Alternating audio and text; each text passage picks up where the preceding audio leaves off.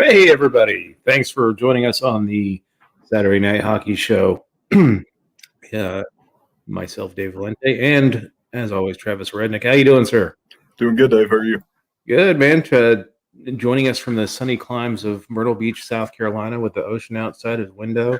Yeah, I feel like Paul Bissonnette. It's crazy. Yeah, I'm jealous, man. Yeah, dude, it's pretty nice out too. Yeah, especially after the last couple of days in West Virginia when, what was it, Thursday afternoon, it was snowing. Well, I woke up whenever I left because I was in Charleston and Columbia yesterday and then the first part of today. And I woke up and left West Virginia. It was 24 degrees, and I had to defrost my windshield to get the snow off of it. Mm-hmm. So whenever I got down here, always, even in the South, I still get the accent question. They're like, "What are you?" Oh, okay. We'll talk real slow so you can understand. But yeah, people, I was like, yeah, where I came from was snow, and they're like, you don't look Canadian. The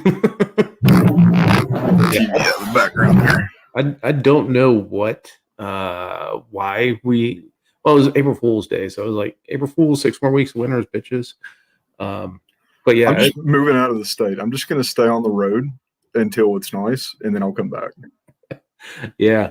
But yeah, it was kind of rough this week. The last couple of days were pretty rough. Today was pretty decent. I mean, it was like 50s, and it's supposed to be nice. It's supposed to be like in the 70s later this week. So, I'm going to be cooking a brisket later this week. So, is that all you do? Smoked meat? What else? For as long as I've known you, I don't actually know what your job is, but I know what you're having for dinner at least 2 days a week. That's right. Well, I think you got your priorities straight, man. You're like undercover here.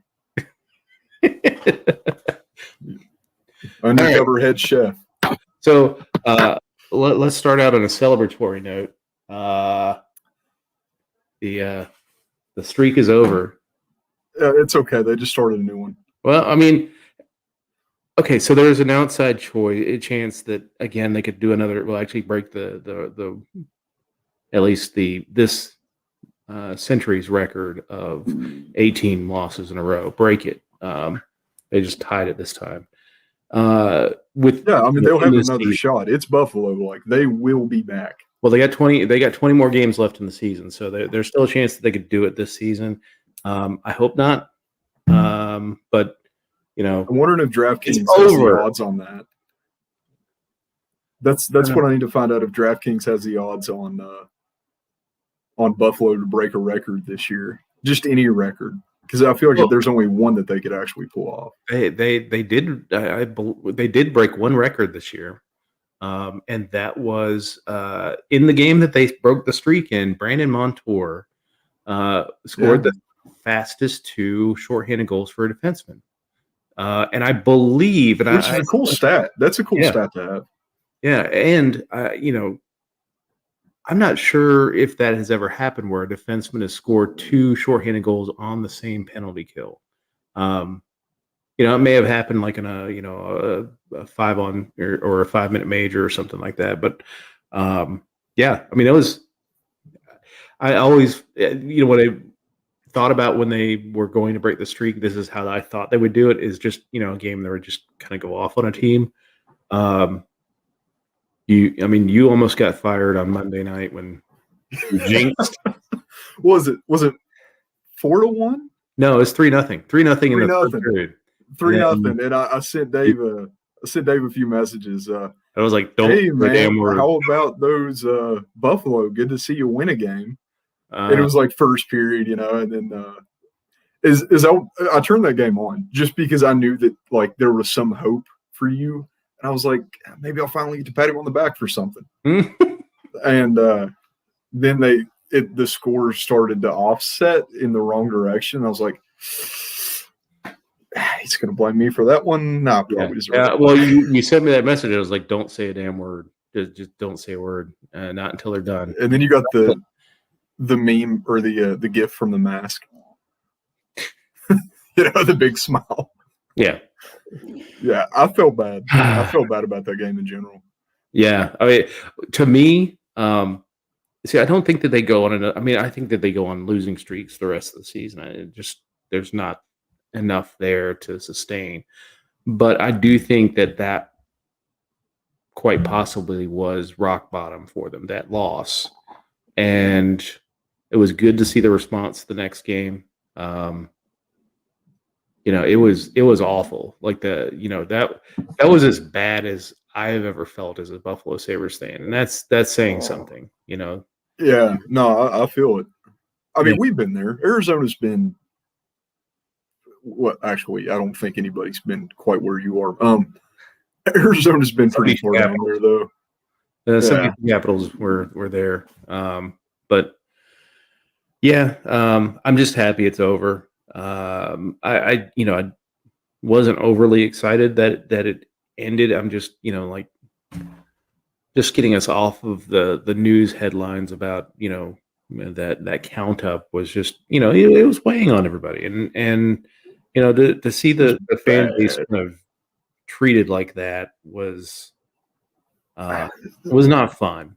But at the end of the day, somebody has to be the token terrible team. Ottawa's been doing it for 4 years, 5 years.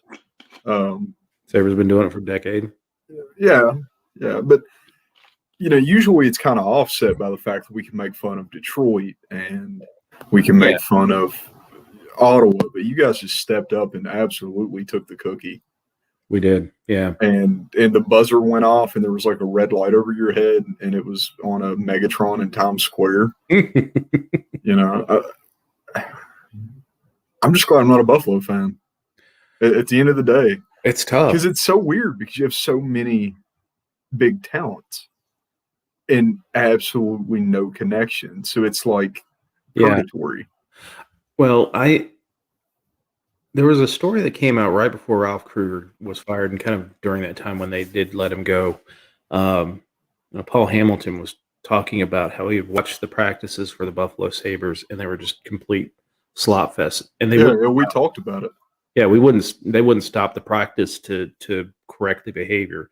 And like every other NHL team, if practice gets sloppy, the coach calls them together and maybe bag skates them for a little bit or what. But they correct the behavior. What I'm happy to see is that they're playing a little bit better fundamental hockey. They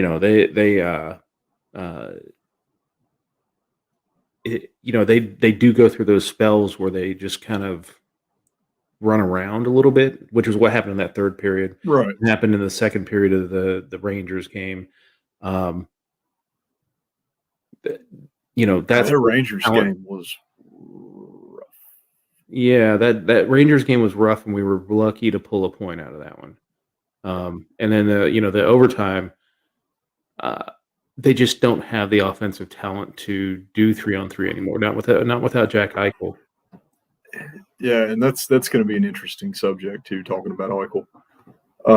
Eichel's not going anywhere this year. I kind of hope he does. Well, maybe during the off season, but no one's going to touch him being injured right now.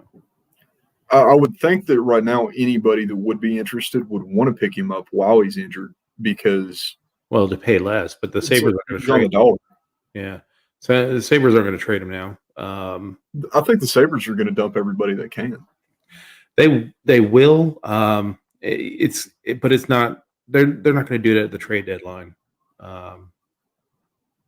Speaking of trades, we had a trade today. One of your former Desert Dogs got traded to Chicago, Finney Hinostroza. Oh yeah, man, I miss Finney. Dude's fast. Yeah, he He's just like the king of breakaways. yeah, he couldn't crack the Panthers lineup, so they traded him to Chicago for kind of a journeyman defensive guy. I think I'd never heard of the dude. I don't think he's played in the NHL yet. I feel like that's it's always a cycle. Yeah, the way that the NHL works, and I think that now we're coming back into the European pickup cycle. You see a lot of KHL guys coming in. Yeah, because the KHL, I follow it reasonably, and like a lot of those guys are getting fed up with the league, with league politics and league issues. Yeah, I'm hoping that we see a few more like Panarin come over. It would be interesting. I mean, Panarin.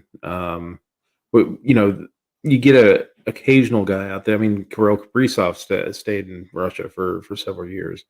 So yeah, that's something that people don't realize too. He's not a true rookie. Yeah, he's not an 18-year-old, 19-year-old kid. He's what, 24, I think. 24, 25 now. Yeah, I think he might have been 24 whenever he came over. I mean, he's still young enough to qualify for the Calder. They did have they did put the rule in that you have to be younger than, I think, 27 to get the Calder, because when the Russians started coming over in the late 80s, can't remember who it was, but on the Calgary Flames, he was like a 30-something-year-old Russian player that, was part of the Big Red Machine teams, world-class player, and he won the Calder, but, it's like, yeah, but he's already been a professional for won the Calder, but no, he didn't. Yeah, he wasn't. Yeah, he was a rookie in the NHL, but he wasn't. It would have been like when they brought the WHA into the NHL, and Gretzky's rookie year. Yeah, it would be technically Gretzky's rookie year. Yeah, no. Well, it's so weird too, because the way that played out. Of course, the '79 expansion included Hartford, and Houston had sniped Gordie Howe away from the league, and he's one of the only players that on card they will give his WHA stats. Yeah, and they attribute his WHA stats to his career. Mm-hmm. But like if you look at these guys who are coming over from the KHL, a lot of them have already got 200 goals. Yeah, and they're not getting that treatment. I think it's just because Gordie's such a. Well, it's Gordie. I mean, yeah, he's Gordie. He's Mr. Hockey. Yeah, you have to pump him up. You don't have a choice. Yeah, exactly. And I just think that it's interesting though. That's one of the only guys that I'm aware of, and I'm sure there's probably a few other ones that they just give him the cookie, like Bobby Hull. Bobby Hull's a racist dickbag, but that's another story for another day. He's a hole. Look at his son. Brett's just loud. Brett is probably the closest thing to Axl Rose on skates as you're going to get.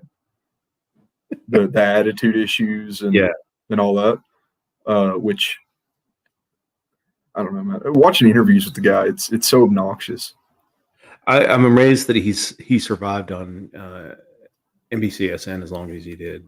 I'm amazed that he survived all the cocaine. Well, that too, but But speaking of trades, we're what is today? The 3rd. Today is the 3rd. Today is the 3rd. We are a week. Is it the 10th? They're doing the trade deadline, so they're doing it on a weekend too. Yeah, one of the most issues, worst case scenario for me, Connor Garland might get traded out of Arizona, which would be a massive, massive hit to us. Yeah, as far as offensive performance goes, you start sweating. Yeah, it's hot as hell. hell. Work at him. Much better. But yeah, man, I really hope that we don't lose Garland. Connor Garland would be a good trade. I mean, it'd be a good trade piece for a team. I think they would have to come pretty heavy to get Garland off of Arizona. I think that's a guy that that's a guy that you want to keep around and build around. Well, Garland rightfully should be the captain of Arizona, which I hate that OEL's the captain. I love OEL. He's not a leader. Sure. He's a mid-level defenseman, and you know his name because we don't have anybody else worth talking about. Yeah. So I still wonder if somebody wows the Arizona Coyotes for OEL, and would they be able to convince him to waive his no-trade clause? If it wouldn't take the contract. If it's Boston, and Boston's had questions, defensively the last few, they won today, but that was like a 7-5 score against Pittsburgh. And it was also in that game. Did you see the cheap shot? No, I missed the cheap shot. Oh, dude. So you've got it's on Hockey Night in Canada's Instagram. That's why I know. Because right before we got on, I was watching it. Was it Margie? Well, it was everybody. Oh. Let's see. Bergeron and Crosby. Bergeron just stick shanks him across the face. Just hard slap. Crosby flops like LeBron, which you kind of expect it, so it's fair. Krejci and McCann, he just whacks him right in the nose with the stick blade. And Marchand and whoever number 17 is, I think.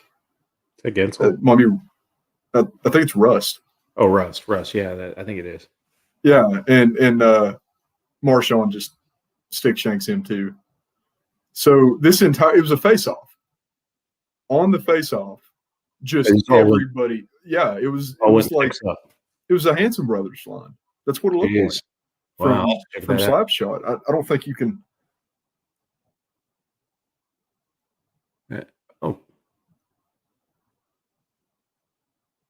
Yeah. Wow. Everybody got in. So you see McCann down there at the bottom? Yeah. That hurt. That had to hurt. Yeah. So I don't know what the temperament issue was with Boston today.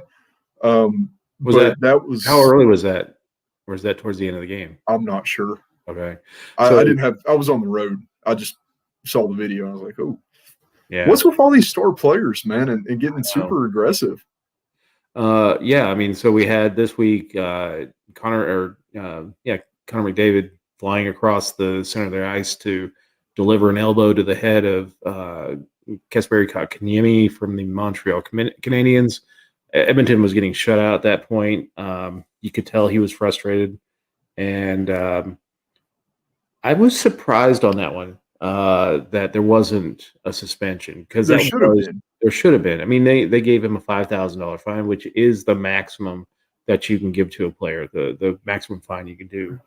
I mean, I think realistically, the best case scenario for that would have been if they'd have just suspended Tom Wilson for flap games.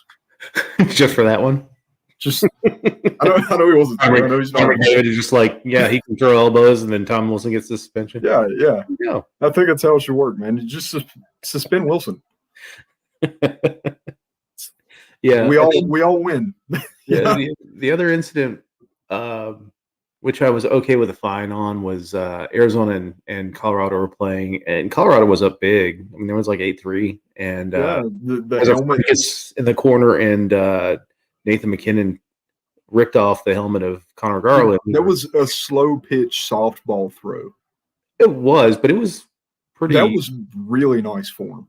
Yeah, and it caught Connor Garland in the face. And yeah, you just don't throw equipment at other players. I mean, he's trying to put his helmet back on.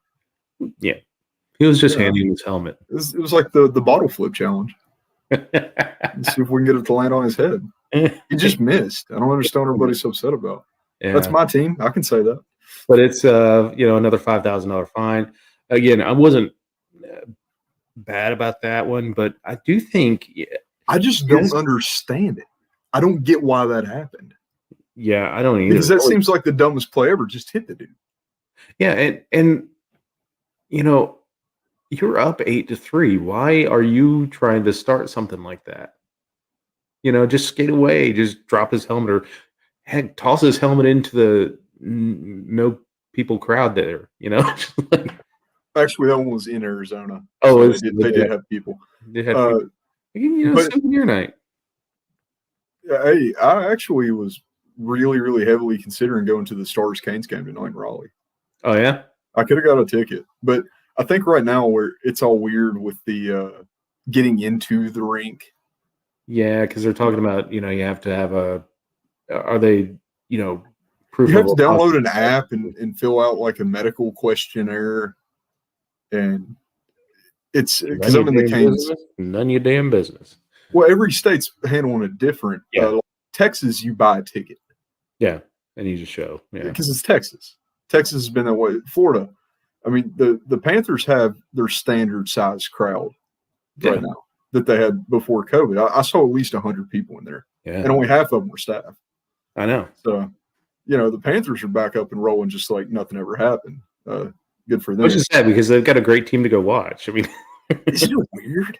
Yeah. I honestly think that more people went to see the Panthers get the crap kicked out of them than would go to watch them win. Yeah. They're just like that inside joke, man. Although, they're winning and they're tossing rats. So, there's some of the diehards still there. No, there's not. Or it's just rats getting on the line. I don't know. No, the owner of the team's paying people to throw rats to try to bring the crowds back. There you go.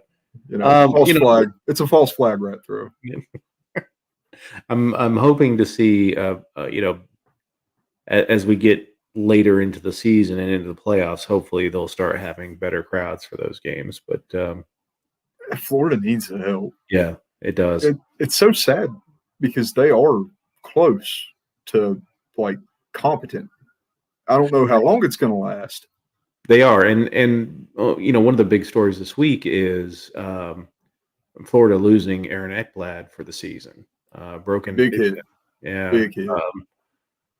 That's awful. The hit didn't. It looked more like the way he tried to avoid the hit was what caused the issue when he landed on his leg against Dallas. Kudos to the Panthers. They've continued winning despite losing him and being without Sasha Barkov and Patrick Hornquist. They're continuing to win. They got a lot of guys stepping up. Yeah, in a big way. Yeah, but yeah, it's a good team effort that we're getting from Florida, and hopefully they can keep it up because they are definitely. This is something that they need. That franchise needs a deep playoff run, not just a one and out. They need to go at least. They need to get to that division final. Also, another huge thing: Boston's out of the playoffs. Oh no, they're back in with the. No, Boston's out of the playoffs. Are they going to be out of the playoffs? That's Boston's out of the playoffs. Boston is performing to such a awful standard right now. Yeah, and yeah, I mean they put a few in on Pittsburgh, and yeah, and it was all one line. That's the thing. They're that perfection line is perfection. Krejci, or I'm sorry, Bergeron and Marchand and Pastrnak. Well, based off that video, what happens whenever all three of them get a 5-game suspension for? Oh yeah, they're for intentional high sticking, because it's a very obviously premeditated thing. Sure, they all did it. But the thing is, for Boston, they're benefited from the fact that the trailing teams are not the most consistent in the world. The Rangers got off to such a bad start. They're working their ass off just to get kind of near that 500 level. Philadelphia, who knows what's going on with their defense and their goaltending.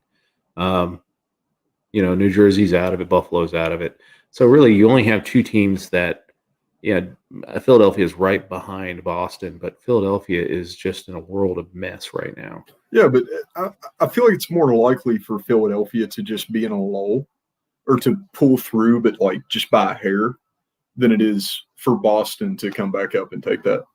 Well, I think Boston's going to be very active at the trade deadline, and they're gonna get defensive help. Oh, they're going to have to. Yeah, they have to. Right Which now, is the why I league think has they're such a deficit of competent defensemen yeah, because everybody's a forward now. Everybody wants to be a sniper when they grow up. yeah, Like defenseman's not a cool position. I think that has a lot to do with the fall of fighting too. hmm It seems like around the same time everybody just decided that there's only one way to play. You don't have grinders anymore. You don't have power forwards anymore. It's just go skate go. in, shoot, and skate back. Yeah, I mean you're right. The NHL defensemen now, the value defensemen are these quick guys that can join the rush and have a nice shot from the point and you know have the speed to make up if there's something if somebody gets behind them. Yeah, and it's great whenever it works. Yeah, The problem with it is though it's detrimental whenever it doesn't. no. Well, look at Buffalo. I mean, Look at breakaways now. Look at 20 years ago. Yeah, there were like 3 guys in the league that could consistently get a breakaway, and that was all skill. And now you have like 20 of them a game. Yeah, because and it's because defensemen don't play defense anymore. They play like two-way offense-ish stuff.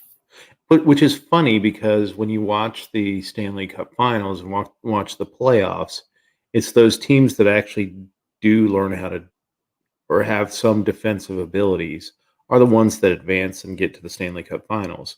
The fast go teams are the ones that traditionally underperform in the playoffs around round 1, round 2. Yeah, so why is this still a thing? It's a thing. I mean, like if you tell me who do you think are going to be the favorites in the playoffs this year? For me, it's Tampa. It's going to be even with missing Lee. I think the Islanders. It's these guys that Tampa's I think just Washington's. I'm saying the Washington's probably going to go to the Cup. Washington's an interesting, intriguing team. They do have periods where they kind of go through a lull, and that's always been their bugaboo is that they go through a lull in the playoffs sometimes, and they I can honestly say East versus West right now. There is not a matchup that is as interesting as knowing that Colorado and Vegas are going to have to play each other for Western Conference. I feel like that's going to be a more interesting series in the Stanley Cup. It could be. It depends on who gets into the Stanley Cup to face the winner. But who would be a better matchup than Vegas, Colorado, play for your life? Tampa would be good in that. So I don't like to watch Tampa. I don't think that Tampa's an entertaining team to watch. I understand statistically they're so good, but just when they get going though, they're. I mean, it's just like watching ocean waves crash upon an opponent. I mean, it's just you're like, but you know exactly what you're going to get. Yeah, of course. It's very consistent, which that should be a good thing. For me, it's not as much though. Well, and that's why they won the Cup last year. They're consistent, and that it's a game that is successful in the playoffs that got them where they needed to go. I don't know. I mean, Colorado and Vegas is going to be the series that everyone wants to watch. That's all I'm saying is that's going to be more interesting to me. Yeah. Than to watch, unless you know what? Actually, I take that back because I think that probably the most interesting game that you could get right now would be Vegas and Florida, because I really think that Florida would pull it off. Interesting. Also, to anybody that's watching, if you play that as a future for the Stanley Cup matchup and you make any money, you owe me 80%. And if you're watching, you want to make a comment. In fact, we got caught. We got comments. It's Jack Black. Jack Black, hi. Hey, how you doing? I think that they're talking about me. Yeah, it's probably the goatee. Yeah. Pickle wrecked my leg. Nice. Okay. All right. Respect it. Cool. Thanks for watching on Twitch. We also are on YouTube and Twitter. And if you want to give us a comment, please feel free, and I'll put them up and we'll discuss them. And I do like to sing Tenacious D when I do karaoke, so that's fitting. Do we have a watcher count or a viewer count? I mean, it says one, but I think that's only Twitter, or not Twitter. I'm sorry, YouTube. So it's actually me. I have it open on my phone. Yeah, there you go. Hi, Mom. That's what I need to start doing. Is just comment Sabres suck and stuff. Well, while we're live, you're right. acting like I'm not me. All right, let's take a look at the standings and go through our hot and not teams, and we'll get back to the trade deadline because there are some players that we need to look at and see who you think they're going to go to. Share screen. Oh, and we have an update on the Canucks COVID situation by way of Bleacher Report. And according to Bleacher Report, it is just now assumed that the whole team is positive for COVID. That's how the NHL is treating it. Also, North Division playoffs will probably be delayed now. I think they're going to get to a point that they're going to say they're probably going to do points percentage. I just don't think that they're going to try and delay them. Well, in total, they think that 56 playoff games will be played now. 56? Yeah. For the North. Okay. So let's take a look at the standings in the Central Division. Who do you have as the hot team or player? It is Tampa all day. Yeah. Not disagreeing there. I don't like Tampa. I'm not happy that I have to say it, but honestly, there's not really a way to dispute it. Yeah. They're on fire. They're consistently on fire. They're just, which Florida is too. I mean, both Florida teams are coming up pretty hot. I'm really, really hoping that Carolina takes first. I think that could happen. I attribute that entirely to Carolina's defensive core because, wow. Yeah. But right now, unless somebody can dethrone Tampa, and I don't know what their schedule looks like upcoming. Have they played Chicago yet?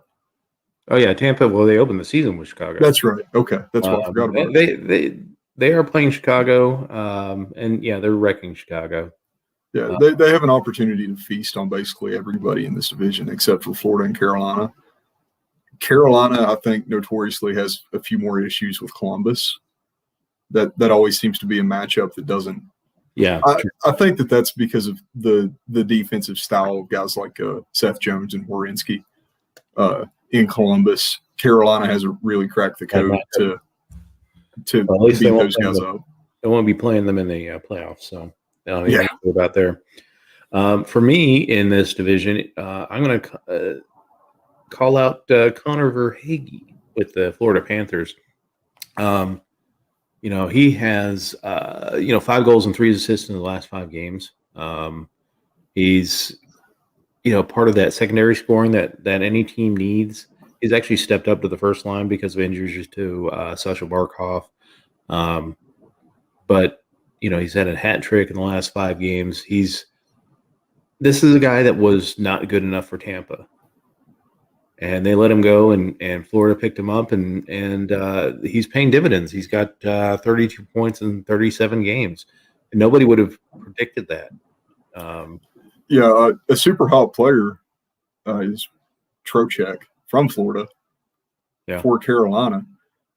It's kind of the same situation. The thing with Trocheck is that this season he's stayed healthy. Now, the knock with Trocheck is that he could never stay healthy in Florida. And, whether he changed his training routine or backed off on some training. I know some players overtrain and they make themselves susceptible to injury. You know that uh, just keeping healthy has been such a boon for him. Because he's phenomenally talented. It was just you can't count on a player that keeps getting injured. So I don't blame the Panthers for getting rid of him. And it seems like they've got a nice replacement guy in Verhage and Patrick Hornquist. These secondary guys, like Hornquist, was a very underrated acquisition for the Panthers. I mean, he was that guy in Pittsburgh that would stand in front of the net and get beat up and score those gritty, greasy goals. And he's doing that for the Panthers now. This is a good team. Who do you got as? And also, just looking at these stats, this is hilarious to me. We have third place Carolina, 24-8-3.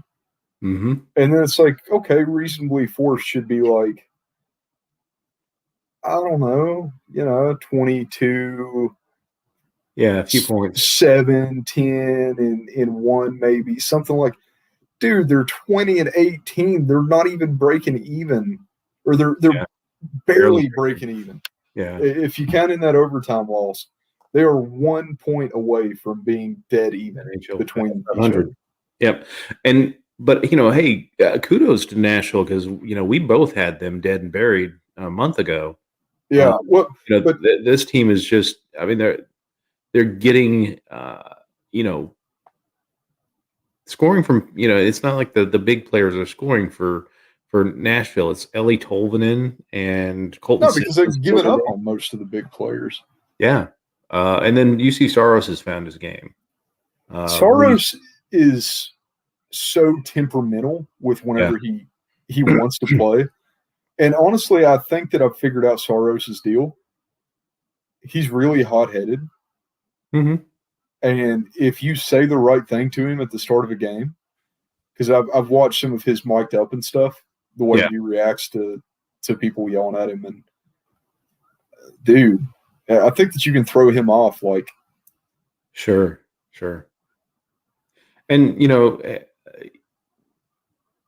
maybe this streak doesn't last, and I still give, and this is my not hot team, and it's there's a specific reason why. I still give Dallas the outside shot at that fourth playoff position, solely because the game's in hand. But Dallas is not hot because look at the number of overtime losses they have this year. It's Columbus is almost as bad with 8, but no other team is higher than 6 overtime and shootout losses. So, I just don't get it. Yeah, if they how do you go from a Stanley Cup? You're a few seconds and one score away from a Stanley Cup. Yeah. To performing like you're the Boonville Junior Jaguars. Yeah, I mean it's not that bad, but they have underperformed, and yeah, there people can say Stanley Cup hangover and that type of stuff. They did have injuries coming out of the camp, then they had the COVID stuff, and you see most of the teams that have dealt with COVID this year have really had struggles afterwards. But most of the teams would have struggled anyway. Yeah, Dallas is far behind because they still have not. They had not only that COVID situation, but they had the ice storm that knocked them out for a few games as well. Yeah, they do have a lot of games in hand. They do a lot. But if they had won half of those overtime games, they'd be in a playoff position right now with all those games in hand. Well, if you had guys like Radulov stepping up to perform for that point percentage, because I think you're right. I do think that we're going to end up going to 1%. All it's going to take is one really good outbreak and knock out 3 or 4 teams for a week, 2 weeks. Well, I think it's when it happens. If we get a team that gets, let's say Buffalo gets hit again with 2 weeks left in the season, I would not be surprised to see them just say, you know what, Buffalo's done. and will go to a points percentage in that division. You know, they're not going to delay. I really don't see them delaying the playoffs greatly just so that people can watch Buffalo for another 2 weeks worth of hockey games. Yeah, I mean, I wonder if you're not going to have the players union say something to the effect of, if you're this far out of playoff contention and you go COVID protocol, and just another team that's out of playoff contention goes protocol, you know, let the two winning teams play each other, or the two teams who are already in contention. Or just treat it as a forfeit. You know, like if you're out of playoff position and you get COVID the last month, any games lost will be treated as forfeits.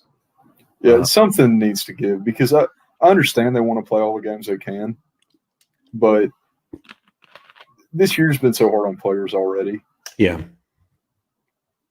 This year's been interesting too. This has been the year of the hat trick. It has. And scoring has been up. I wonder if it's just not because of stress on goalies, because scoring's all over the place. If you watch a game this year and you're not playing the over on it, yeah, something's wrong with you. Well, the over keeps creeping up too. The over today for Kane Stars was 7.5. Yeah. I mean, you know, 3 years ago that would have been unheard of. I miss my 5.5s, dude. Yeah. I miss my 5s. Yeah, I mean, I was playing 5s for like a year. Yeah, 6 a few years ago would have been, you know, wow, that's a high scoring game for the NHL. But yeah, I don't know. I don't know what's causing the explosion in goals. I wouldn't be surprised to see another explosion with expansion team next year, or at least stay at the same level. But eventually it'll even out, I think. I'm not looking forward to Seattle coming in.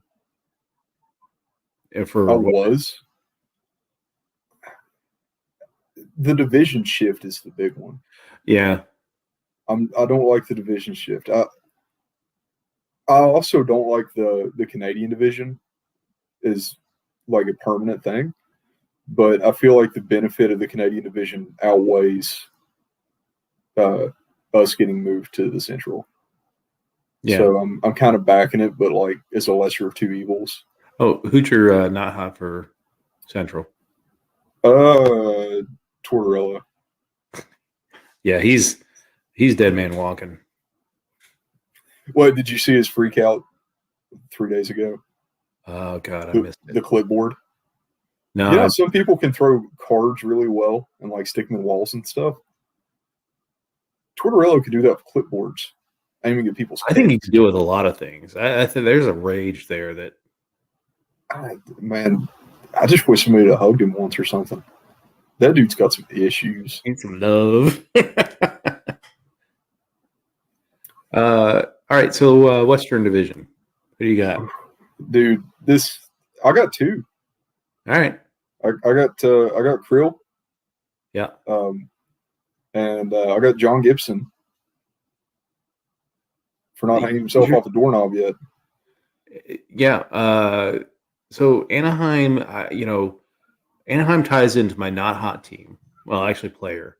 And my reason for John Gibson is I finally watched an Anaheim game because I was that bored. And this guy has got nothing in front of it. No. I mean, nothing. It's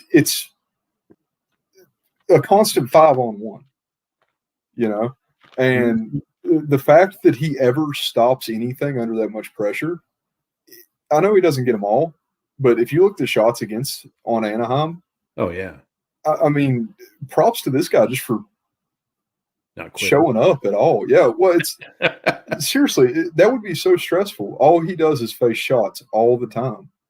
Yeah. Well, for Anaheim, they got 2 wins this week against St. Louis. And St. Louis, well, Mr. Billington is my not hot player again. This guy, since he signed his massive contract, is 1-7. Money pit. sub 900 save percentage and goals against average that's creeping up into that 3 or 4 territory. It's had some real stinkers. They lost twice to Anaheim. They lost to Colorado, and they're playing Colorado tonight again.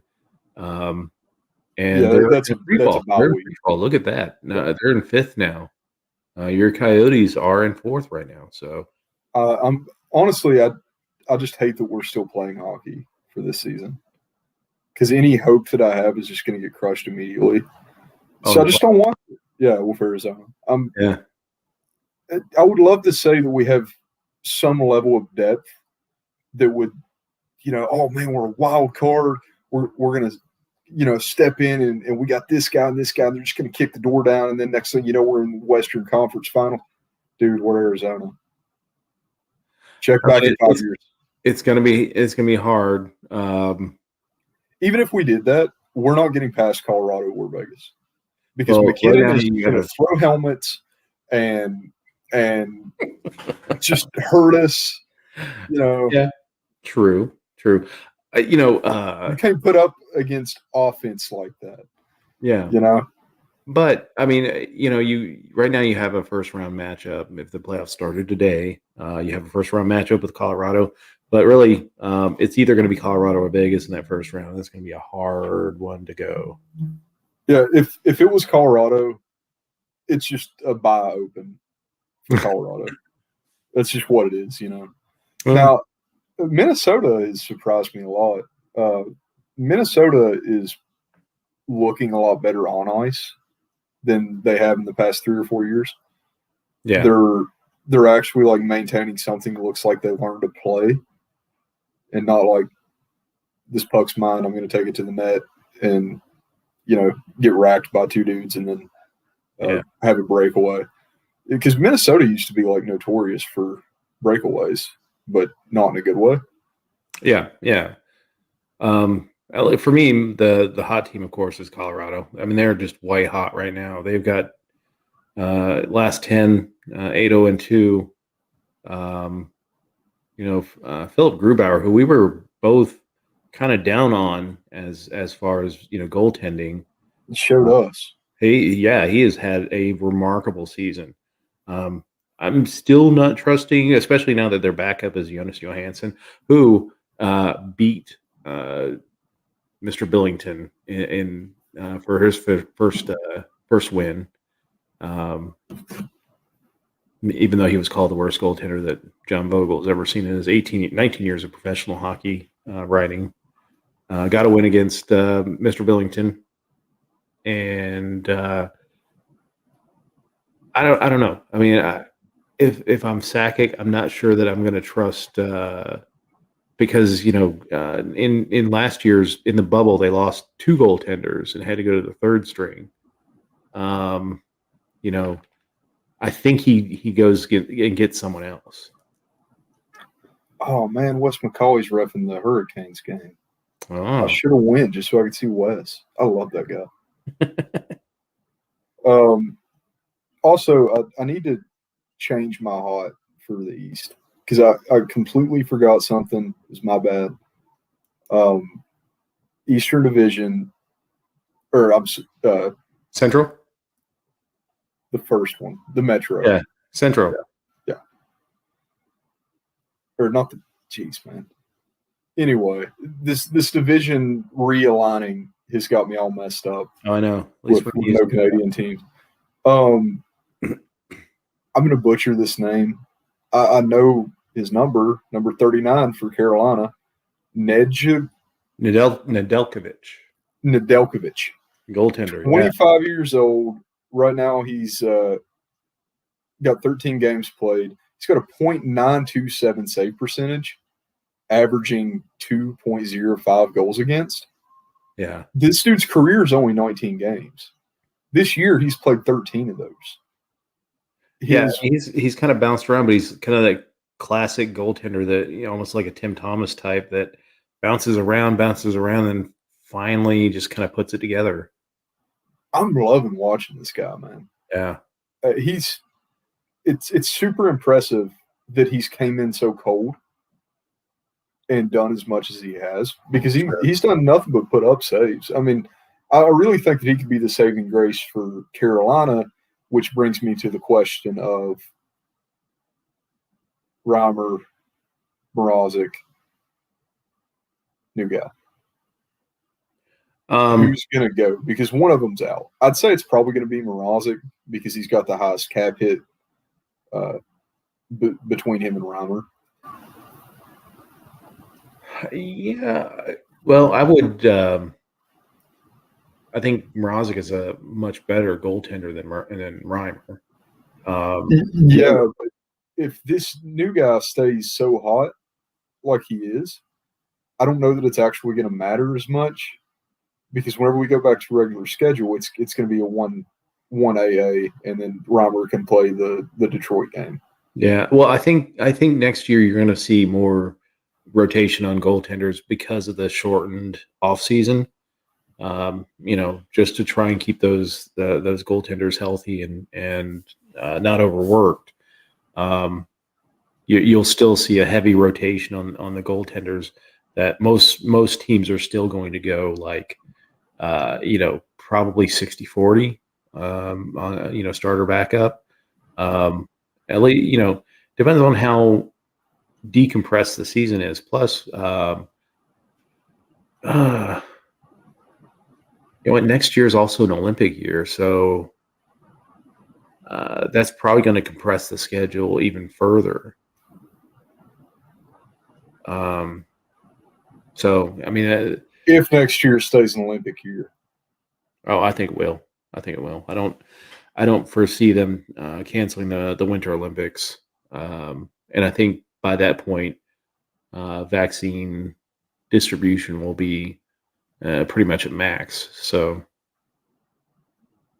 but yeah, I'll be interested to see what they do with the schedule. But I do think that you're going to see teams really continue that heavy goalie rotation so that you keep your goalies fresh and don't overwork them, because last season was a stress just because of the COVID and canceling that mid part of the season. This season is a stress because we've had a compacted schedule and we're going to go further into the summer than we ever have. And then, we're going to start the next season right on time, which I don't think that's a great idea. No. I don't think these guys do need to have some off time at some point. Oh, yeah. Yeah. But especially after having this compacted schedule this year, and these teams, especially the ones that have hit with COVID, are having even more compacted schedule. So it's going to impact for a couple of years, I think, for these teams to make sure that they're okay. Well, and also, you brought up a question that I hadn't actually thought to ask until you said vaccine. I was looking at player vaccinations. I feel like that's something that would be pretty heavily publicized for his pro anti-Rona that the league is. You know what I mean? Like all safety oriented and stuff. I haven't heard about a single player getting vaccinated. I don't think that teams want to get their players vaccinated until they're done. And the reason why is that the side effects on COVID vaccines are pretty hefty. And they can range from no side effects at all to sore arm for a couple of days to being completely walloped by the flu for a couple of days. So, see, but I'm amazed that the league hasn't said, okay, preventative maintenance. Here's what we're going to do. Yeah, we're going to make a huge deal that we're cutting out 5 days of the season. We're taking a 5-day mandatory break because everybody's getting their COVID vaccine. And then that's going to prevent later on having to take COVID breaks. It's a preventative measure. Yeah. And well, then you run into some other sticky things like what happens if a player refuses to take the vaccine? I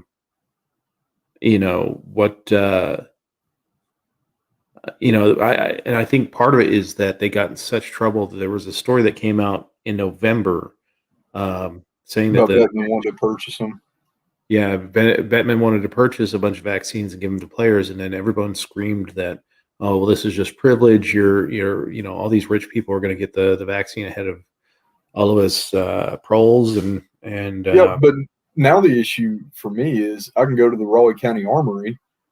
I have to call 20 minutes in advance so they can make sure they've got a parking spot, and I can get a vaccine. If you want them, they are out there. They're not hard to get. Oh yeah. Yeah. I mean, right now it's easier to get a vaccine in West Virginia than it is to get heroin, which is really saying something. I know. I got my first one 2 weeks ago.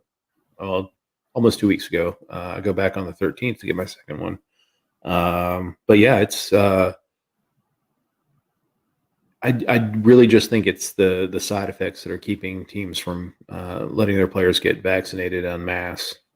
That would be such a cool publicity stunt, though. Oh yeah, it would. Absolutely. We're going to delay the season we delayed the season Because 5 days.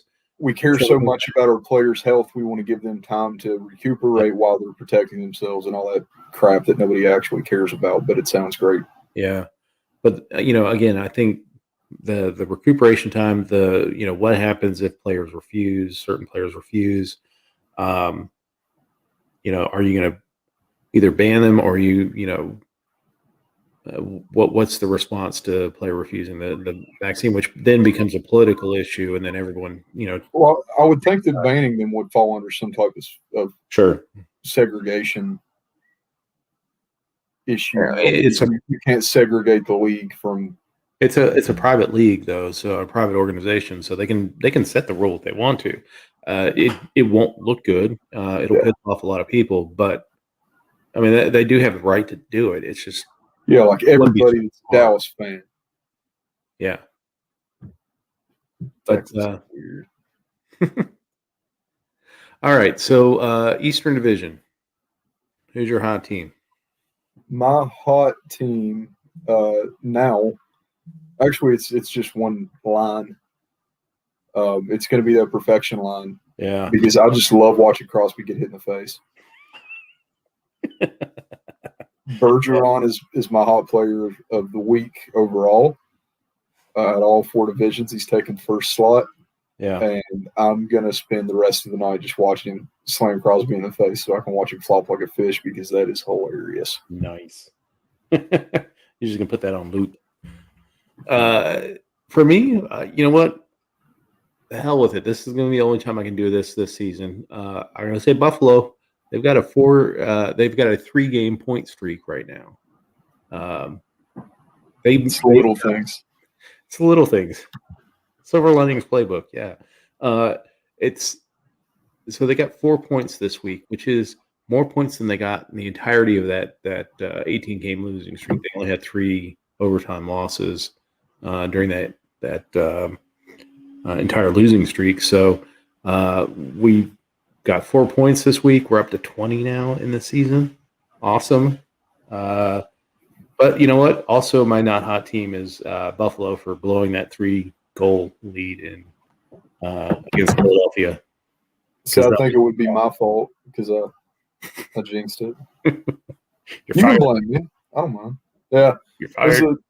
Actually, whenever we were getting ready for the podcast, Dave sent me the YouTube link instead of the link to actually the podcast. And the first thing that I said was, "Is this your way of telling me that you still want me to watch, but I'm not allowed to participate?" Well, I sent him a message right after the game. I was like, "You're fired." I was watching. I was like, "Oh man, I didn't mean to cause this." No, because I was watching that game and I was like, "They're going to blow this. They're absolutely going to blow this." They gave up that first goal. I was like, "Oh, this is not going to end well." And it had to happen. Credit to them that they got it to overtime. Like my thought, it was going to be like Flyers 5-3 with an empty netter. That was my thought. They got it to overtime. They lost in overtime. But still, that was just. Yeah. Every dog has its day, and that dog's day was 7 days short of being an entire month without one. Oh, God. You know? It was rough, man. It was really rough. It was really bad. But yeah, so same team, hot and not in the week. That's it for me. What about not for this division? Philadelphia defense. Everything about Philadelphia's defense, even the alumni of the city of Philadelphia, just for participating there once. How did we get here? Like, how did that? I knew that Gotsa Spear was having some issues. I'm waiting for him to get put on waivers. No, he was put on waivers this week. No one picked him. Yeah, no one picked him up. I mean, that's so crazy because last year he was a key element for Philadelphia. Like, he was pretty important because Philly looked somewhat decent last year. Yeah. And he just went downhill so fast. Well, he's inconsistent. He has, he had a great rookie season. And then 2 years after that, he didn't do anything. They were wanting to run him out of town. Then he had a good season last season. Now he's, I don't know. I mean, I knew no one was going to pick him up when they put him on waivers. And really a lot of these, waiver moves right now are just, just clearing cap space and, getting people to the taxi squad. Right. Maybe there's kind of a silent agreement that, you don't poach players off the waivers this year. I have no idea, but well, also with Lindblom. Yeah. I was really hoping that he was going to be the next big feel-good story for the NHL. Yeah. Like whenever Lemieux had cancer. Yeah, and then he came back and won the scoring title. Right. That I was hoping that he was going to do something like that because the dude has been through a lot. That's a pretty rough spot to come from, especially as a professional athlete because he lost all that muscle and then he built it all back up, which is super impressive in and of itself. That the guy is tough enough to do that twice. Most people can't get 1/4 of the way there for more than a week in their life and they give up. Yeah. So, I was hoping that he was going to be one of those and just come back in with a fury and act like he's got something to prove. And he flopped pretty hard. Yeah. And he wasn't ever really a good defenseman. He wasn't a bad defenseman. He just wasn't a good defenseman. Yeah, I'm not going to write him off totally. I'm writing off everybody that plays defense for Philadelphia. That's true. I don't see anything that looks like effort from that team. Yeah. I mean, that Philadelphia is close enough to that cut line right now that they'll definitely be I think they're going to be buyers. I hope so. At the trade deadline and try and get someone. I heard an interesting point about how this team has really missed Matt Niskanen this year. They acquired him from the Capitals, and everyone was like, "Why are you acquiring Matt Niskanen? He's old and he's not worth anything." He played last season, got that defense. I think he was kind of the nice ringleader of that defense last year, and helped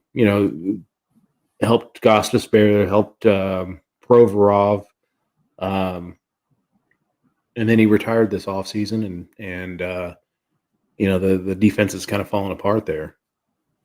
Yeah, I mean, I think that it was kind of one of those hot air balloon out of a plastic bag type deals. They really propped it up like it was going to be something, and it had me fooled. But at the end of the day, and there's not really anybody that's outstanding defensively,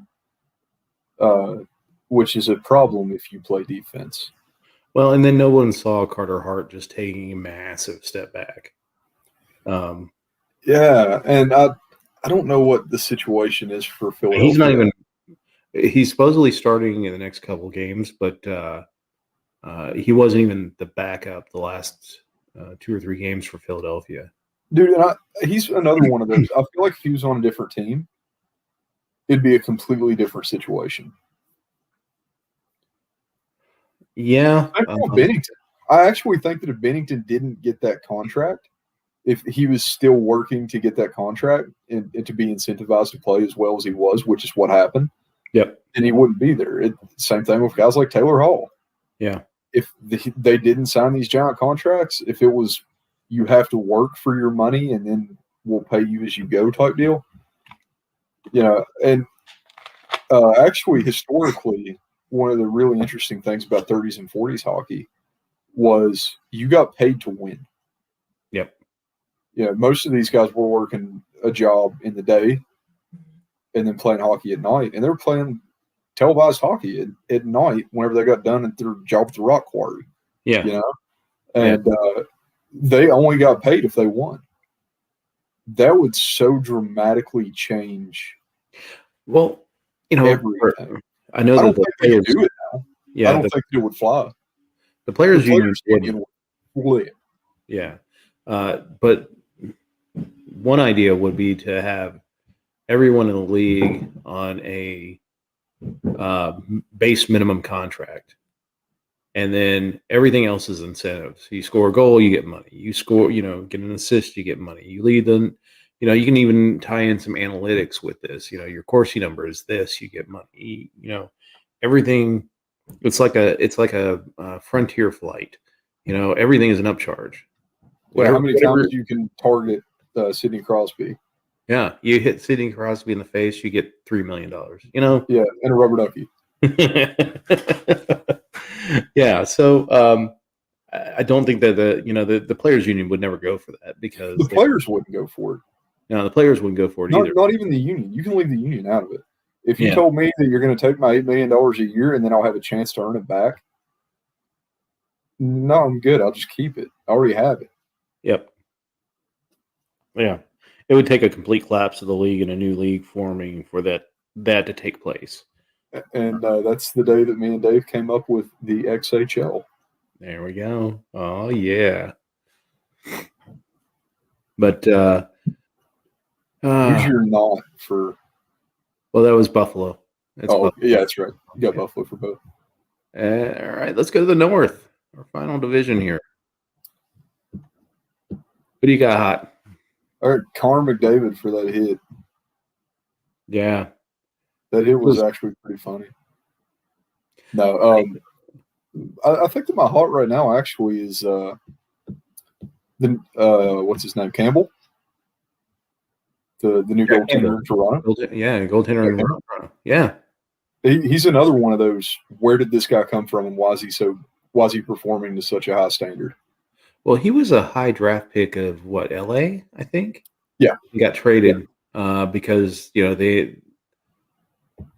he couldn't supplant Jonathan Quick, and so they moved on from Campbell. He's talented. He was talented junior. And again, it's one of these goaltenders that kind of flounder about in the league, and then they finally put it together. And it doesn't hurt to have the best team in the division, playing on the best team in the division.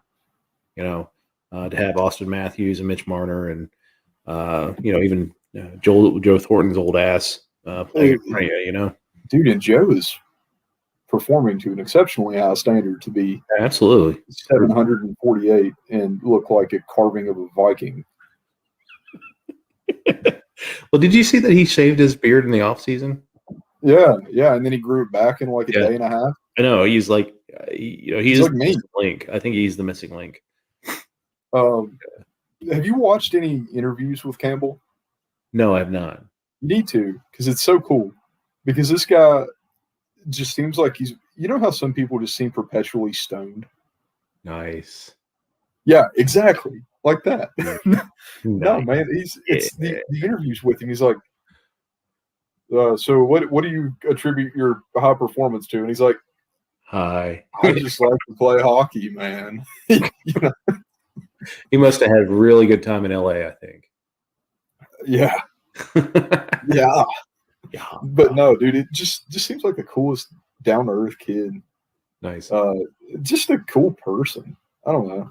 Cool. He's one of those people that you just listen to him talk because like he's entertaining but not overdoing it.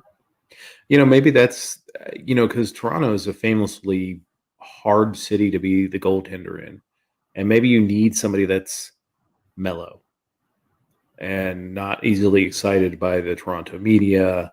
He doesn't seem like he could be excited about anything. Yeah. So, I mean, this dude could get flashed by Kate Upton and be like, okay. Right on. But yeah, my hot in this division is it's Connor McDavid. I mean, it's just like I think that should be like the default option in the North Division. Yeah, disclaimer, there's so many things going on right now in the league where everybody's so far separated. I think that most of my hots are like actually third pick because I'm trying to be somewhat interesting. I know it's like who else in this division? I mean, you could say Austin Matthews because he's leading the league in goals, but Mark Scheifele. yeah, Shifley's good. You could do a Connor Hellebuck maybe, but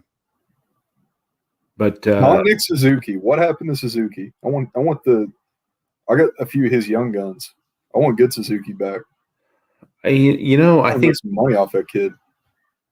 He's still young, and it's just that they put him under that much pressure this quickly to be that top point guy on this team, and it's just he's there. He's got the talent.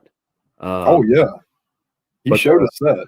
Yeah, it's with those young players sometimes it's that consistency. Can you bring it every night, or at least bring that A game 3 out of every 4 games, and he's had points where he goes on a nice streak, like at the beginning of the season. He had it a couple of weeks ago before they went on the COVID protocol. It's just getting that game consistent from game to game, and until he figures that out, it's hard because I have him on one of my fantasy teams, and he'll tear it up and win me a week by himself. But then those first few weeks of the season, but then he's silent. Yeah, it's Montreal's a confusing team right now because it can really go either way for potential down the road. Yeah, like I'm wondering what next year's going to look like in Montreal. I don't know, that whole team is very. I feel like they're great if you don't push them the wrong way. Well, I think Montreal, and kudos to Montreal because they had the week off from COVID, and they came back and they won 2 games. They outscored their opponents 8-1. Shut out Connor McDavid and Edmonton. That's a feat in and of itself. Yeah, took care of business against Ottawa, which is not surprising, but Ottawa got beat. Yeah. But it's like I don't know what to expect from Montreal. But you know what? I'm looking at those standings right now, and the way the season's shaking out, it's kind of that dream matchup scenario because Toronto and Montreal play like 7 of the last 8 games against each other, and then they go, if it continues to work out this well, they're going to go right into a playoff series. Yeah, seeing Jumbo Joe getting one really good fight is. I tell you, man, I'm still hung up on that Brendan Lemieux fight in Boston. Oh, that was a good fight. That was proper fight of the year. Yeah, well, imagine if you see Jumbo Joe do that to one of these young guys from Montreal. Yeah, Crosby. I want to see Joe and Tom Wilson go at it. I mean, if they meet in the playoffs, I could see that happening. That would be fun. It would be. But yeah, my not hot team in the division. You know what? I'm going to bomb Vancouver. I mean, because right now it's easier to list who doesn't have COVID on the team than it does to say who's on the COVID protocol. And of course, you just reported that they're assuming that everyone has it. Yeah, so they're not even testing players. Are they kissing in the locker room? Is that what's going on? But probably it's. I mean, city of free love. Not anything wrong with that. That's fine. Nah, I mean, get out. During a pandemic, I would probably cut that activity. Yeah. But yeah, man, I don't even think they're testing these guys at this point. They're just like, okay, you have COVID. I feel fine. No, you have COVID. Yeah. Like, I got tested yesterday. I didn't. No, you do. We're telling everybody you do, so stay home. Yeah, and it may not hurt Vancouver quite as much. That other teams caught up to them in the division as far as games played. but they're probably, once they get off of this, they probably won't be too far behind Montreal as far as games played. I just don't think that they've got the gas to get to the finish line. No. But Even if they do, this they're is- not going to go anywhere with it. well, this is an interesting point, though, that with a week left before the trade deadline, are you gonna try and pick up anybody from Vancouver, or is Vancouver pretty much just off limits right now? If Vancouver decides they want to be sellers, I mean, do you? Damaged goods, yeah. Yeah, I mean, this is probably the worst thing that could happen to them is Or the best. or the best. If- Yeah, you if don't want to they- break up the team, I guess, but I mean, if they've got contracts running up, yeah, you know, I think we just uncovered a conspiracy. Vancouver doesn't want anybody to leave, so they just rimmed all the coffee cups with with COVID. COVID spit, and now everyone's trapped there like it's Hotel California Yeah, because well, they're all checked out. this is true. They have checked out. But yeah, I don't know. I mean, because you would want to get something for guys that are pending UFA. You don't want to just lose them for nothing.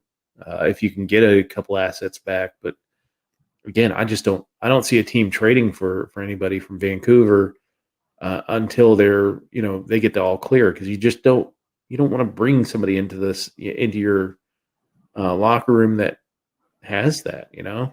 Well, trading right now is such a weird concept. Yeah. Just the idea of trading in a pandemic, Yeah. it doesn't compute for me. Well, the interesting story I heard about with Hinostroza getting traded to Chicago, back to Chicago, is that he's driving. I think Florida is playing. Maybe it's Columbus. Yeah, I saw a comment from it. Yeah, so he's driving, and because he wants to shorten the quarantine, any quarantine that he would have to do. I don't know how much he would have to do. I don't understand why it's not just, okay, you get a 2-day quarantine, we test you, that test comes back negative after 1 day, and you're done. Yeah, or we test you when that first day, test you that second day. If you don't have it, then you're good. Right. I Yeah. don't get the. I don't either. Well, part of it is Canadian law. That's why Canada has the stricter standards. But I don't understand why that's.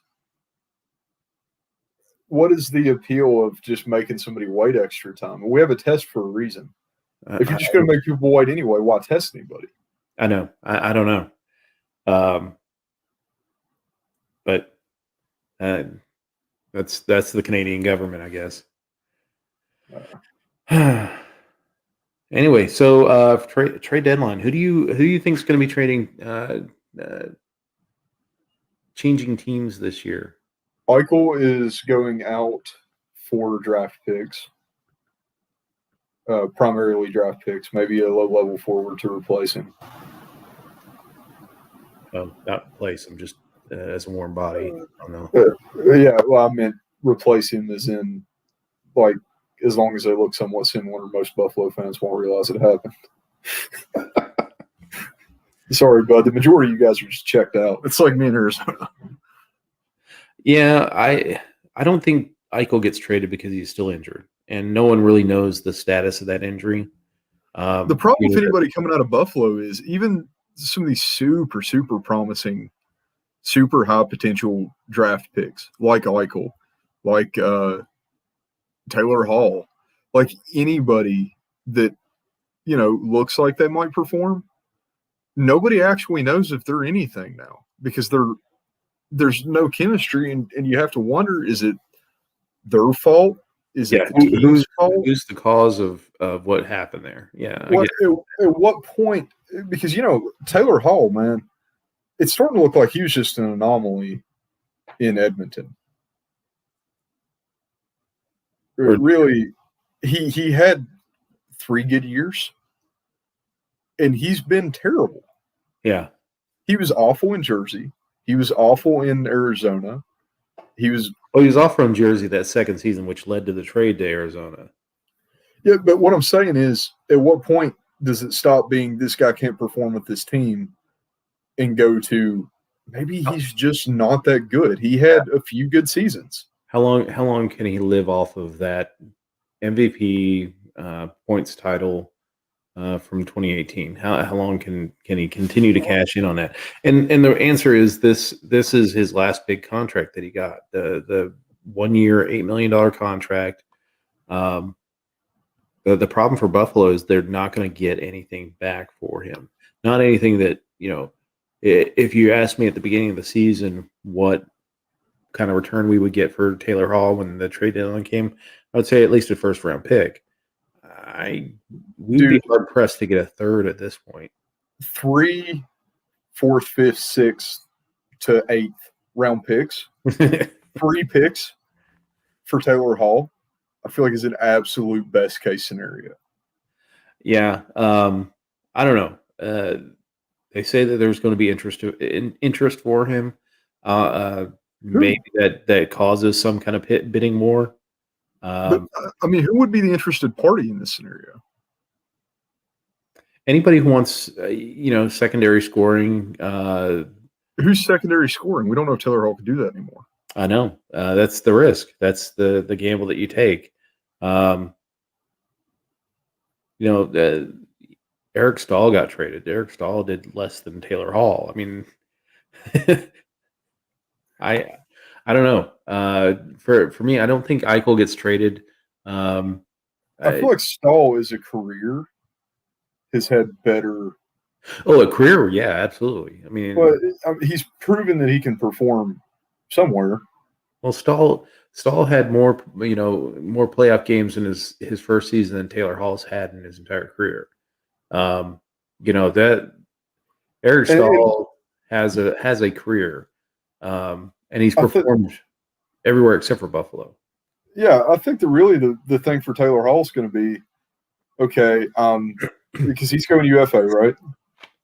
Taylor Hall, yeah. So I'm going to take a super like rookie level contract with a team that can guarantee me playoffs. I'm going to do that for 2 years, and then I'm back to being Taylor Hall. Yeah, I mean he has done nothing but cost himself money this year. Like he's going to be signing like $1 million contract next year. I don't know who would give him that. $1 million incentive laden contract. I mean that's. I think that might be the key. Is put the incentives into the contract and maybe he performs. I don't think and perhaps he can get back to a 20 goal player. Which it's so weird. If you'd have told me 2 years ago that Taylor Hall one day would be aspiring to be a 20 goal player,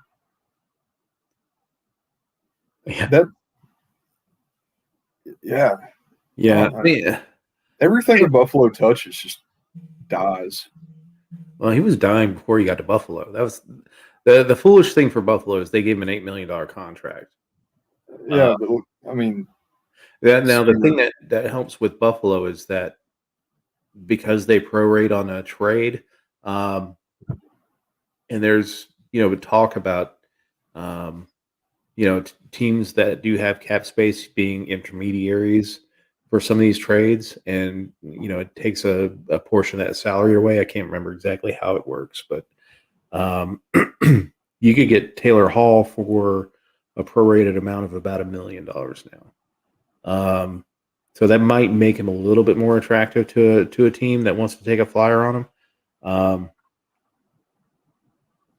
The fit, I have no idea which team maybe the Rangers, maybe I think that you just said the team. Flyers. Could be. But the problem with the Flyers is not scoring. It's keeping the puck out of their damn net. And Taylor Hall is absolutely abysmal on the defensive side. Oh, yeah. It's not like he would, he's a Selke candidate at all. So the Rangers wouldn't touch him. The Rangers have a history of dumb contracts and being okay with acquiring dumb contracts at the trade deadline. I could see maybe Chicago taking a shot at him. Chicago, Detroit would take well, anybody with the polls. well, Detroit's selling. They're not going to be bringing in a rental. I mean, if they do, it's going to be 100% for fan interaction. Yeah, I don't think that they're gonna. I don't think it's Edmonton. Although that's actually an intriguing one because Edmonton still is a one-line team. Boston could be a destination. Well, and that's what whenever I said take a team-friendly deal, to go to a team like Boston or Edmonton for him would pay off more in the long run to take a small deal now and then perform there and then re-up with them and play it out. Complicating the matters, though, is that Taylor Hall does have a no-trade clause, so he would get the say on who he goes to.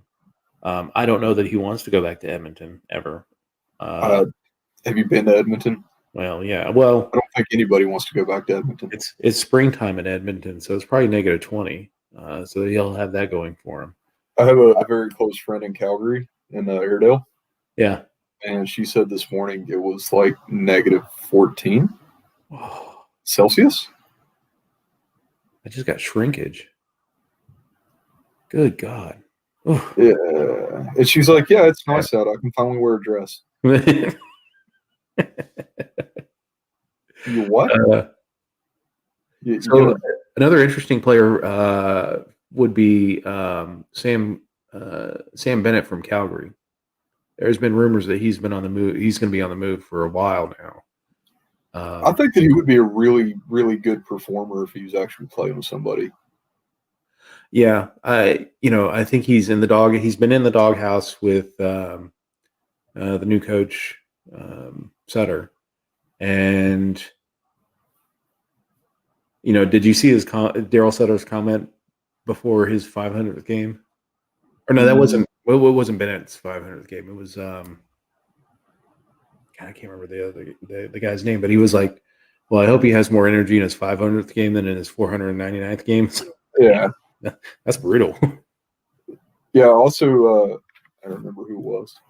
I've got it on here because it was hilarious. Another thing that's happened recently. The comment from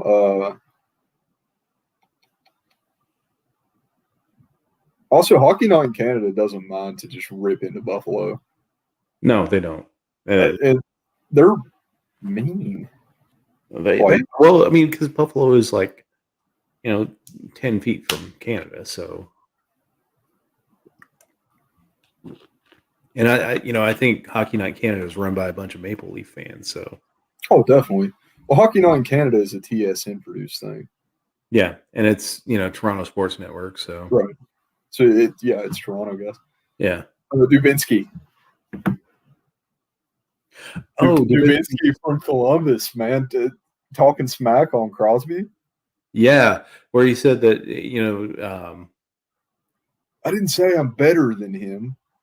Yeah. I said Ovi's better than him. Ovi's better than him. I know how hard it is to score goals in the NHL, and Ovi's a better player than Crosby. Yeah. And I don't. What was that on Night Talk or something? It's one of those weird little radio show things that has an air horn for some reason. You know what I'm talking about? Yeah. The reggaeton horn. Yeah. Yeah. Yeah. They just they've been liberated from the federal laws pertaining to cussing on the air, so they do it way too much. Nice. But no, man, he lit into Crosby. Well, yeah, and he got in depth. Yeah, like the whiny little bitch type stuff and yeah, all that stuff. Yeah, and somebody defended Dubinsky and said, even Crosby's admitted that he whined too much, and he said earlier in his career to refs, and that that gave him that reputation. It's not an unfair characterization of Crosby. Crosby whines. Crosby does really underhanded, dirty shit behind the scenes. The one that I always remember is the time where he's standing in front of the net, and Ryan O'Reilly is, between him and the puck, and he cup checks Ryan O'Reilly with a stick. Riley's on the ice writhing around in pain, and they didn't call a penalty on that, and he didn't even get fined for it. Crosby to me is like that kid that you grew up with whose dad was a cop. And he did all kinds of shady shit and got away with it. He did all the shady stuff, but like if you said anything to him, like I'm going to tell my dad that you did this. But Crosby's dad's actually Mario Lemieux, and that's why they're so tight.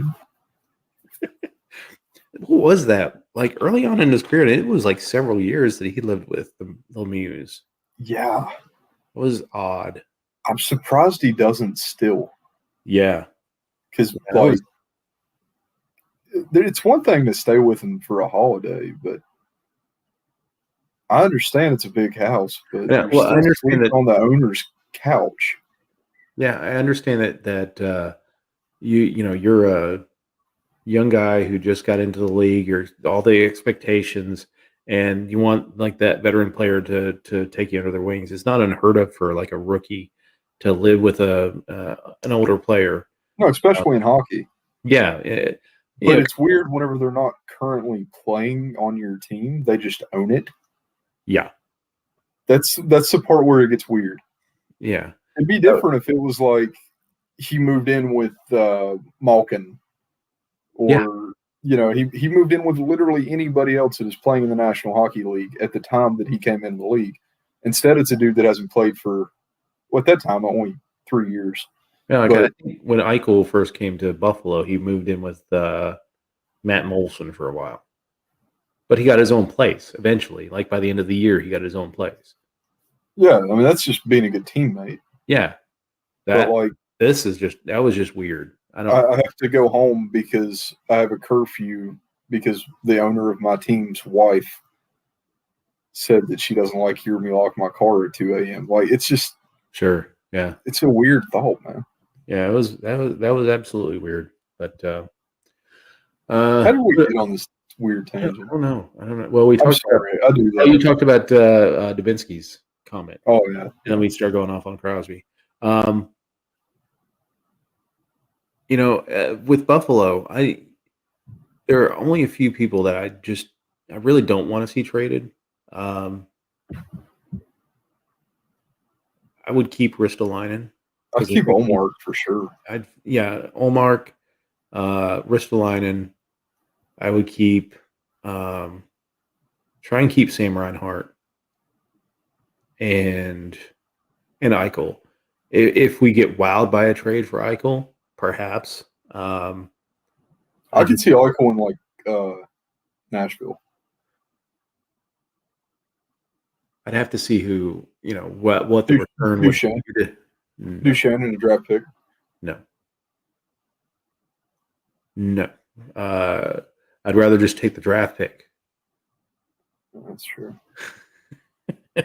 Yeah, I've had enough players make a lot of money and not do anything. So, but that would be a win-win for Nashville. They'd win both. No, I mean, Duchesne is competent. I don't think anybody in Nashville's actually as good as they are elsewhere, though. Yeah, your guy Tomasino is playing in the AHL right now. That's my boy. But I think the rumor was that they trade off a bunch of players at the trade deadline for Nashville, and he'd come up and get a cup of coffee in the National this year. And I think this win streak is with them being in the playoff position might change Nashville from a buyer to a seller, or seller to a buyer. Best case scenario for me, personally, for how much I like Tomasino, is he immediately just gets traded off. And there's one place that I would love to see him go. Arizona? LA. Man. I know, but that team is going to be so hot whenever they get it together because they've got so many draft picks. They've got so many up and coming prospects. You know, if LA was to end up with him, he is guaranteed a solid future in 2 years.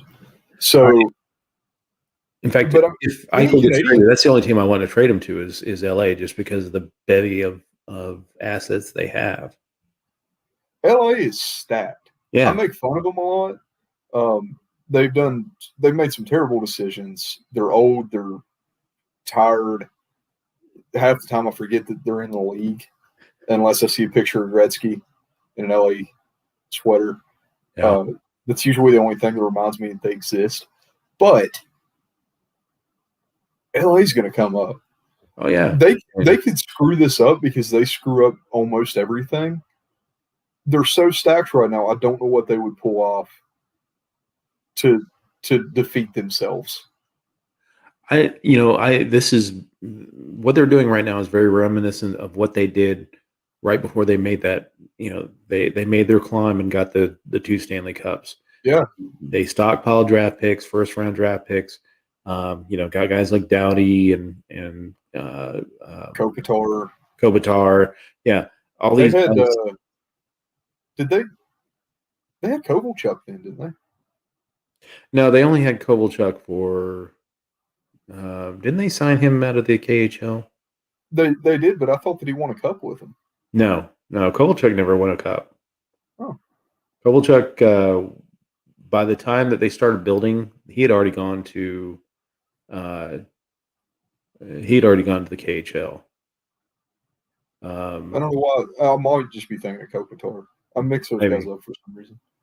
Kopitar and what's the other big name? Doughty. Well, of that team, you had Kopitar, you had Brown, you had Jeff Carter. Did they still have what was that guy's name? Defense Rob Blake? Well, no, Blake would already retired. But yeah, I really think that LA is going to build into a powerhouse. It's just how they use their extra assets now. Because you got guys like Byfield coming in, you got guys like Arthur Kaliev that's starting to play. This is a team that is very, very poised to make that run. They held in this race quite a while, much longer than I thought they would. But they're now 7th in the Central. San Jose's passed them. Which I think I'll pass San Jose at some point. Yeah. So the fact that they're under San Jose, that's like being under a Mac. Yeah. San Jose's played better hockey lately. It's just, too little too late for them. Martin Jones. I blame him for everything. Yeah. Yeah, that's fitting though. And then Carlson. Yeah. Two extremely. Anyway, yeah, man. I think that my most exciting prospect for LA is Spencer Knight. No, he's Florida. Yeah, he is. In fact, he just got signed this week, which makes that's another. I thought that he was going to LA for some reason, but yeah, you're right. Perhaps the one thing that I'm wondering is, does Florida try and trade off either? I don't think you can trade off Bob. That contract is too ridiculous. But do you trade off Chris Drieger? Ooh. And to get assets, maybe a defensive asset to not replace Ekblad, but at least have a competent defenseman back there that can eat minutes. Dude, I don't know. That's a hard. It would take a lot to convince me to get rid of Drieger. Yeah, because he's got better stats than Bob. They've played much better in front of Drieger than they have in Bob. And Bob is just not the same guy that unless he's in the playoffs. Years, yeah. If he's in the playoffs, he's good. Well, we'll see. He didn't play particularly well against the Islanders last year, so that one doesn't count. Yeah. Say reputation before. No, man, but that is a good question because that's something that's not seen very often right now is a surplus of competent goaltenders. Yeah, and there are teams like, if I'm Colorado and I'm not all that comfortable about having Jonas Johansson as my backup, is that a call that you make? If I'm Joe Sakic, do I make that call to Zito and say, hey, what do you want for Drieger? And, that way you've got Grubauer and then a competent backup. Or, he's played well enough that he could probably start on a few teams that are even in Yeah. play position now. I would like to see Carey Price go to Colorado just because I loved whenever Patrick Waugh went to Colorado. And I know they're so tight. They're like a Crosby Lemieux. Yeah. 1-2. And that would be pretty sick. Also, Price looks awesome in a cowboy hat. He's all about his cowboy hats. Oh, yeah. Yeah. I don't think they trade Price this year. I mean, I think if they don't trade Price this year, then they are going to eat his contract until he retires. Yeah, they're going to eat it. They're going to hope that he retires and takes that contract off the books. It's just are you going to trust the backup there in Montreal to take you into the playoffs or take you through the rest of the season? I mean, I think that right now the biggest thing is what is Montreal prioritizing? Are they prioritizing building a team that will run, or are they prioritizing what Columbus did a few years ago whenever they dumped all their money on Panarin and Bob and Duchesne? Are they going to pull something like that? Because Montreal is in an interesting position right now that they do actually have a really solid shot at making at least division.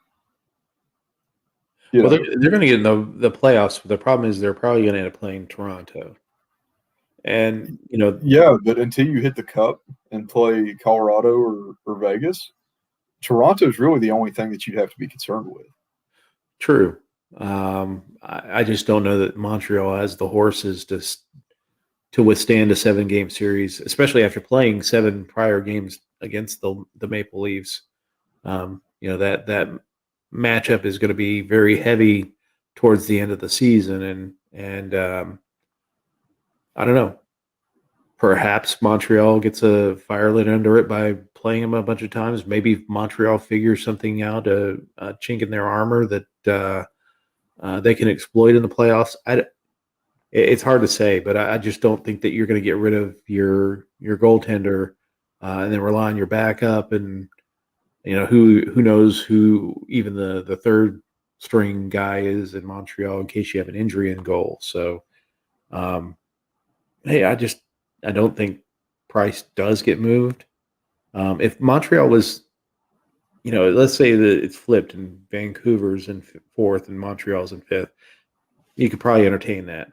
But I think because Montreal had a taste of success last year in the bubble, that people have a higher expectation for them. And then, of course, they spent a bunch of money in the offseason. But they're at crossroads for. They are, and what they also made a trade to get Eric Stahl on their team, so they realize that they have an opportunity to make the playoffs. And Eric Stahl's not going to. It's not like 2006 Eric Stahl you're getting, but you want to be able to if you get into the dance, you want to be able to make some noise. And no, I'm not disagreeing. I just think that right now, the better play for Montreal would be to try to dump Price before he hits that level of irrelevancy. Sure. That he's kind of close to already because he's had stretches where he's just looked. He's getting up there, man. He's how old he is. Yeah, he's in his 30s. I think it's like 35. Yeah. The Canes Stars game is tied 1-1. Oh yeah, let's look at some of the scores here. Got a goal from Dougie Hamilton with an assist from Vincent Trocheck. Damn it, dude! Call yourself Douglas. You're not 5 years old. It's Dougie. And whenever he scores, they play "Teach Me How to Dougie." Oh my goodness! Look, Casey Middlestat scored. It's 1-1. Breadman delivered for the. But yeah, and The then Canadians are down right now. We got a goal from Brady to Chuck. I hate whenever the Chucks do anything that might keep them around a little bit longer. Toffoli got a goal, and it was an assist from Suzuki and Shea Weber. That's all cool. right. Anthony Beauvillier scored for the Islanders, and it's 1-0 over the Flyers. Flyers, they really have this week to kind of figure it out. If they have a bad week, then I think they're going to be sellers at the deadline. Did you see Sisson's shorthanded for? Yeah, that was pretty slow. Yeah, it was. He's a lot better than people give him credit for. No, he's in the bubble last year. He scored some pretty big goals, and he's performed well for them. Start of the Hurricane 1-1. Cogliano. Dude, everybody that's playing right now just went on the power play like the exact same time. 2-1 Canadians down to Kachuk and Brown, Toffoli. Tonight we got the Wild and Golden Knights. That should be a good matchup. Tonight the Wild beat the Golden Knights 4-2. All right. Blues Avalanche. Blues need this one bad because they're out of playoff position right now, and they need Bennington to step up. And you're playing the Avalanche, who are white hot right now. So, and then the final game, the late night game. There is no second game in Hockey Night in Canada because that was postponed. Thanks, Vancouver. Yeah. The late night game tonight is the Sharks and the Kings. That should be a snooze fest. I think that tonight you'll probably see Robin Leonard in that for Vegas. I think that's going to be pretty detrimental to the game. He took a pretty good hit the other night. Dude plowed him over and ripped his helmet off, and I was surprised. I'm glad that he was fine because he's already had a concussion this season. He's had a few concussions over his career. He's a big concussion protocol guy. He's one of the big advocates for concussion protocol. Oh yeah. Well, I think part of his substance abuse problem was related to mistreated concussion early in his career. Yeah. What did you ever see about Derek Bugard whenever he killed himself? He wrote the letter about please study my brain and make sure this never happens to anybody else again. And that was I read the letter the other day because I was looking for a Bugard jersey, and it led to me getting into it a little bit deeper. And reading some of his stuff. But dude, it's tough. That's heavy. It was very heavy, and that other podcast that I talked about a couple weeks ago, Habs Tonight, I think is the name of it. They've got Dale Weiss as one of the co-hosts on the show, and he was talking about his rookie year with the Rangers, and he gets to camp, and he's in a hotel room with Derek Bugard. Yeah, I had the lights turned off. All the lights off, and he was like, I should have realized because it wasn't that much longer after that he did kill himself. But did we talk about that last week, or was I listening to somebody else? You were probably listening to me because I think I was talking about it when you were out. That 1 week you were out, maybe. But he was sitting by himself in the room, all the lights off, and Weiss is sitting on the bed and like texting on his phone. He's like, "I'm in the room with Derek Bugard. Can I turn on the TV?" And he was all freaked out and stuff. That would be a scary dude to bunk with. Yeah. Another interesting story though, because the reason why they got on Bugard was that the guy that they had on the show is George Laraque. We did talk about this. Yeah, and George Laraque is awesome, but he was talking about the worst guy that he had to fight was Derek Bugard, the boogeyman, and that he would like throw up before the game. He was nervous, couldn't sleep the night before the game because he knew this is the dude I got to fight. So, but it's a sad story for Derek Bugard. Probert was pretty sad too. Yeah, Probert's sad. Yeah, Basically, all those guys, man. Yeah, The NHL has a weird history of death.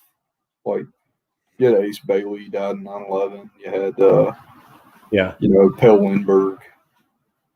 Yeah, driving his car into a abutment. Yeah, and a cool thing that's not pertaining to death, but it is a career-ending thing. Vladimir Konstantinov. Oh yeah, the right after the Stanley Cup win. Yeah, so I'm pretty into the sports card world, and he actually is getting ready to do a signing. Oh wow! For the first time since that accident, he's going to do a private signing, and people are going to send him stuff in, and they'll ship it back. But his autograph now, I'm right-handed. Mm-hmm. If you blindfolded me and told me I had to write above my head, left-handed, that's what his autograph looks like. Like, yeah. Scratches, you know. Yeah, he got messed up in that accident. But it was so cool, man, because I know the guy that's doing the signing with him, that's done all the organization for it. Yeah. And he's like, yeah, he's super, super excited that people still care. Yeah. Like people still, people writing cards and stuff. And he's just got boxes and boxes of cards, like miss you cards, Yeah, it's a sad story, but people get really attached to those teams and those stories and how he would that of course with them the next year winning the Stanley Cup again and then bringing him out on the ice and giving him the Stanley Cup, it just kind of increases the lore of that. Well, he went out like a lion. Yeah. I mean, he went out at the very height of his career. Yeah. No how much further he would have went, but he could have fallen off after that season into irrelevancy and, he was an older guy. I mean, he wasn't, it wasn't, rookie season. He was one of those big red, the Soviet machine hockey players. So, he may not have had more seasons in the NHL to go forward, but well, that's but he got it. He got the Stanley Cup, and that's what matters. I don't know if they put him on the Stanley Cup the second year. I think they just let him roll around with it. I think that he was more of like a moral support. Yeah, I mean you can put various people on the Stanley Cup. You just have like a limited number of names you can put on there. Generally, for players, you do have to have like a minimum number of games played, minimum number of games played in the playoffs. The only one that really doesn't get that is goaltenders, because if you're a backup, generally backups don't get many games in the playoffs, but they're still for the team. But I don't know. The support personnel gets on there though. Let's do a trade deadline show. Yes, trade deadline. It is Saturday, so we'll be able to talk about next Saturday. All the trades will be done by the time we go on. So we'll be focusing on all the trades that happen between now and 4 p.m. or 3 p.m. Deadline. I think it's noon Pacific is when they cut it off. So we'll be on to talk about the trades and see what teams where Eichel's going. Oh God damn it! Don't do that. Sorry, Dave. He's not getting traded. Not if he gets traded, it's going to be at the draft. That's where he'll get traded. Trade for picks. Well, that's exactly what they do. They trade him for first rounder. Although this, I'm not hearing great things about this draft. That's the only thing about this draft. No, this draft is pretty lackluster. There's no clear cut number one. Like I've seen like Owen Power listed as number one. I watched a couple of his games and I was not overly impressed. He wasn't like a takeover kind of guy. I mean, he's a defenseman, but no, like last year with Lafreniere, and then the year before that, you had the big thing with Hughes and Hughes and he's kind of falling off. Yeah, Capo. Yeah, both of which might come around. maybe. Yeah. But yeah, we'll do the trade deadline show next week and talk about all those trades and who won and who lost and any other news that happens between now and then. You good for the week, man? You look tired. You need to go on the beach, man. Dude, I'm debating actually. I do my photography stuff, Yeah. and there's a boat launch right down from here. It's got a bunch of little fiddler crabs, Oh, nice. and I've got my new macro lens and my flash and everything. And since it's dark, I can fade out backgrounds, and I'm just sitting here like I could be laying down right now, covered in crabs, taking pictures.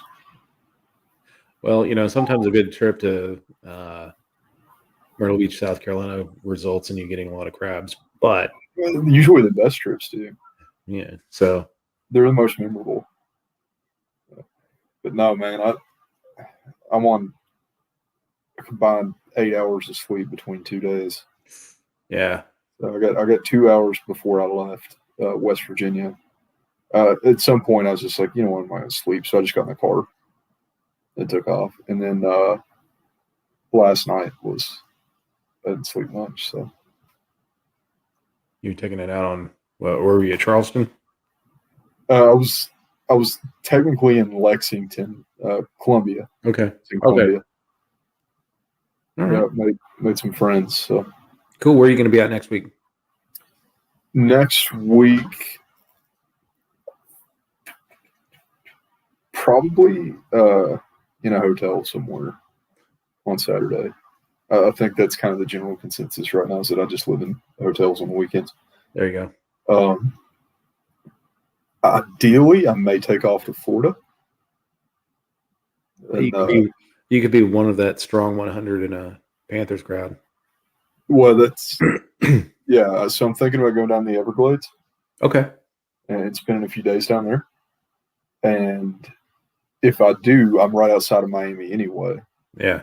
So it's like just stay a night in Miami, catch a Panthers game, catch COVID, hit the Everglades. No, Florida is wide open. I got several buddies in the music business that are playing concerts in Florida, and it's like, Yeah. Well, it's spring break. I mean, yeah, so I mean, that might be a fun night to hit the Lauderdale or something like that. yeah, or Clearwater. Clearwater's a popular spot this year because half their police force quits. Everybody's going there. Oh, there you go. That's the way to do it. All right, man. Well, The mayor of Clearwater said some pretty anti-police things, and then all of a sudden he's trying to figure out why he doesn't have any officers. yeah, it happens. So that's the best thing. You can let it hang out a little bit more at in Clearwater. All right, man. Well, we will talk to everyone next week. If you're on Twitter, give us a like and a share. If you're on YouTube, give us a like and a subscribe. And if you're on Twitch, give us a like. And we'll see you all next week on the Saturday Night Hockey Show Trade Deadline Edition. Yeah, it'll be all exciting. Cool. See you guys. All right. Have a good night, guys.